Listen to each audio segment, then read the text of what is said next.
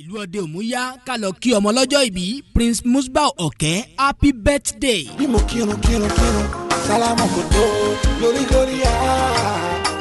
bí mo rúkú kí sùjádà àní kò tó. bẹ́ẹ̀ ni ọpẹ́ wa ò tó lọ́dọ̀ ọlọ́run Allah torí òun ló ń dáàbò bọ́mọ lọ́jọ́ ìbí títí di òní ọjọ́ kìíní oṣù kọkànlá ọdún tí a wà yìí. Glory be to Almighty Allah. Prince Musbau Ọ̀kẹ́, a philanthropist to the core, abiwa pẹ̀lẹ́ bí orí adẹ́tù pàdé everybody lónìí ọjọ́ ìbí yín sà akínyìn pé ẹ kú oríire o àṣeyí sàmọ́dún àsàmọ́dún ṣẹ̀mí òjòjò ní sowó kó má lè nájà kòkó kò lárọ̀ tá a lè ayé àtọmọtẹ́ ní òní yànkú bìjà Muhammadu Rasulullah sallallahu alayhi wa sallam ọlọ́jọ́ ìbí o ó yá jẹ́ n kí ọ bí ológun ẹrú kí n kí ọ bí ọlọ́gbọ́n ìwọ̀fà jẹ́ n kí ọ lórí kí ilé àwọn bàbá yín ìwọ ni kò yí ẹ̀sọ́ ọmọ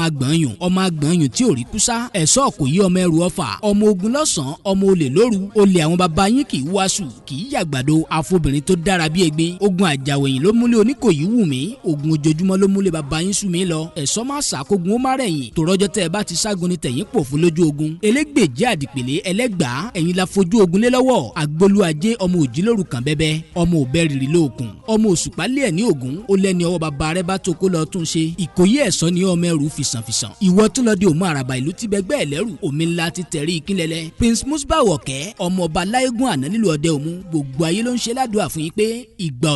ọdún kan ni. àánú mo gbà àjẹ́ orí.